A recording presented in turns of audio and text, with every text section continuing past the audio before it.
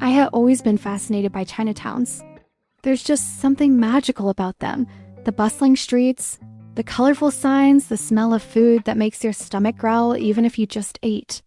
Growing up in the US, I've been to a few Chinatowns, New York, San Francisco, Los Angeles, but nothing could prepare me for the experience of exploring a Filipino Chinatown for the first time.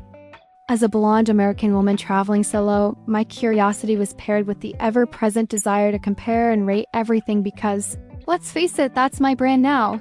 American in the Philippines, rating towns' food lifestyle and people with brutal honesty and a pinch of humor. I started in the US, in New York's Chinatown, a place I had visited countless times, but never with the lens I now bring to the Philippines. Walking down Canal Street, I immediately felt that familiar mix of chaos and charm. The street vendors yelled, "Best deal! Buy one, get one," while tourists like me dodged the slightly aggressive shopping cart traffic. I gave it an 8/10 for authenticity because nothing screams Chinatown like the smell of fried dumplings in the morning mixed with a hint of urine from the subway stairs. Don't judge. It's true, the first thing I noticed was the signage. In the US, Chinatown signs are almost obligatory. Red lanterns, intricate gold lettering, dragons. Very Instagrammable, very touristy. You can tell it's a mix of local businesses and tourist traps. The food was incredible, of course dim sum, Peking duck, bubble tea. I wandered into a tiny dumpling shop where I awkwardly attempted to order a mandarin because I had watched 3 YouTube videos the night before. The cashier stared at me, paused, then in perfect English said, "You mean pork or vegetable?" I laughed, realizing I might be a little overprepared and underprepared at the same time. I spent hours in New York Chinatown rating the markets, the food, and even the people. The people were friendly, but in a very American kind of way helpful, but keeping a polite distance. I gave it a 7/10 for people skills, 9/10 for food that will ruin your diet in the best way, and 6/10 for streets that are narrower than my patience on a Monday morning. Then I flew to Manila. The difference hit me immediately. Filipino Chinatown, locally known as Binondo, was like Chinatown dialed up to 11, but with its own chaotic Filipino twist. I stepped out of the taxi and was greeted not by polite nods, but by a sensory overload of honking jeepneys, vendors shouting, "Pandazol," "Tai Koi," "Lumpia," and people weaving in and out of the narrow streets like they were professional ninjas. I felt like I'd entered a parallel universe where dragons still existed, but now they drank iced coffee and argued loudly about parking spaces. The first thing I noticed was the food. Oh my goodness, the food. I tried everything. Sayapao, sayamai, hopia, mami, lumpia. I didn't even know what half of these things were, but I ate them anyway, because calories apparently don't exist in Filipino Chinatowns. I asked a local vendor what his best-selling item was, and he waved his hands like a wizard and said, "You want taste of everything." And he was not joking. Within 5 minutes, I had a paper plate of food that probably cost less than a single dumpling in New York and could have fed 3 people. I wandered down Ongpin Street, taking notes in my little notebook. Let me be honest, the streets were narrow. Not New York narrow where you occasionally bump into a stranger. These were so narrow that if you sneeze wrong, someone's tricycle will hit you. But there was energy, warmth, and chaos in every corner. People were smiling, waving, and occasionally yelling at each other in a mix of Tagalog, Mandarin, and English. I was a little overwhelmed, but in the best way possible. The signage here was something else entirely. Instead of purely decorative dragons and red lanterns, every business had a sign that practically screamed, "Come in, eat. Spend your money, you will regret nothing." And they weren't kidding. I stepped into a small shop selling dried seafood, and the smell nearly knocked me off my feet. A woman behind the counter waved me over and handed me a dried squid, saying, "Eat, crunchy. Very good for strength." I chewed cautiously, and yes, it was. Good, surprisingly good.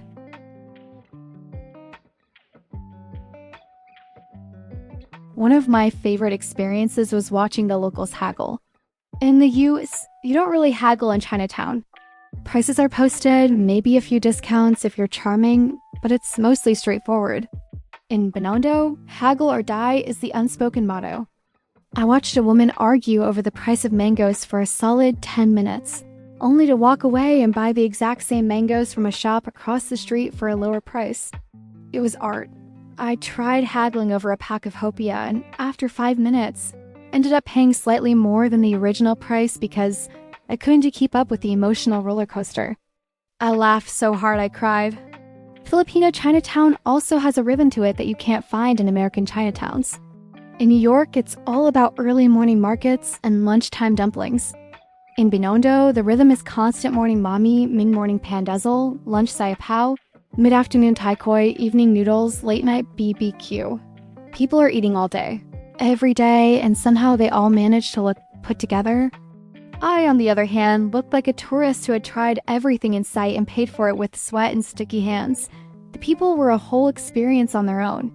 Filipinos are notoriously friendly, but I felt like Binondo had its own special flavor of friendliness, equal parts warm, chaotic, and assertive. Strangers would stop me on the street to ask if I needed directions, offer me snacks, or tell me which shop was the best for hopia. I started rating the friendliness 11/10 because they literally cared whether I was enjoying myself. In New York, a stranger might politely answer your question, but here in Binondo, people were genuinely invested in your happiness and in your digestive adventure. The architecture was another point of contrast. In New York, Chinatown has historical buildings, narrow streets, and a very urban feel. Binondo, however, is a mix of old and new colonial-style buildings with modern signage, and buildings so close together that if you open a window, you can wave to your neighbor without leaving your room. It felt alive, crowded, and chaotic, but in a way that made me feel like I was part of the city instead of just passing through. I had to talk about transportation because walking is a totally different experience in the Philippines. In New York, you dodge tourists and occasional street performers.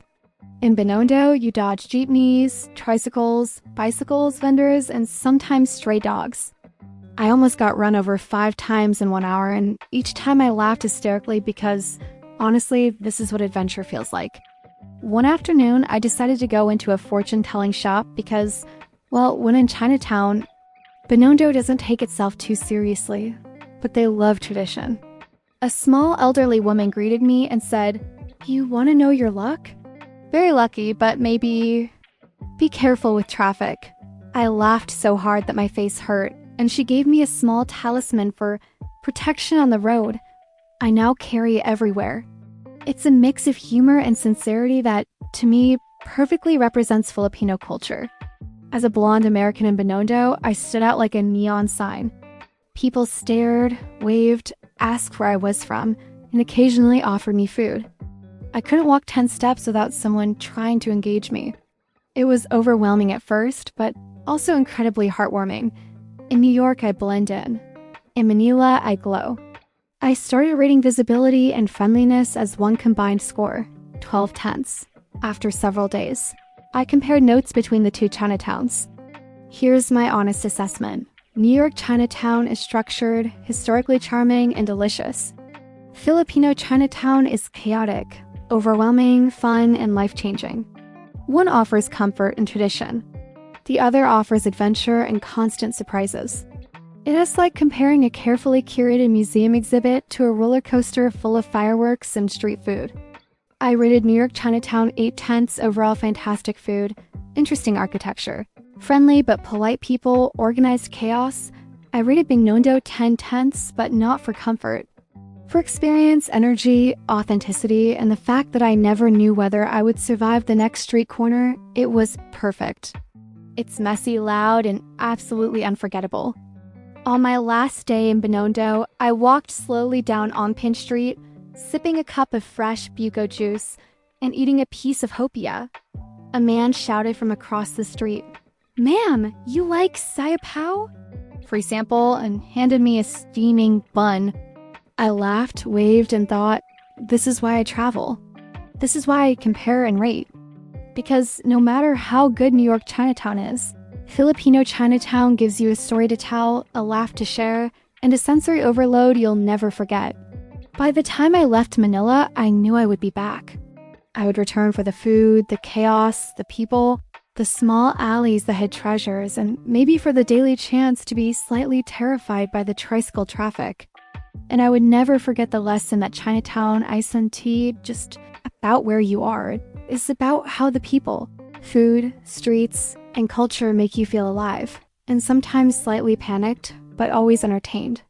And so, if you ever ask me to choose between New York Chinatown and Filipino Chinatown, I would say yes. Yes to both.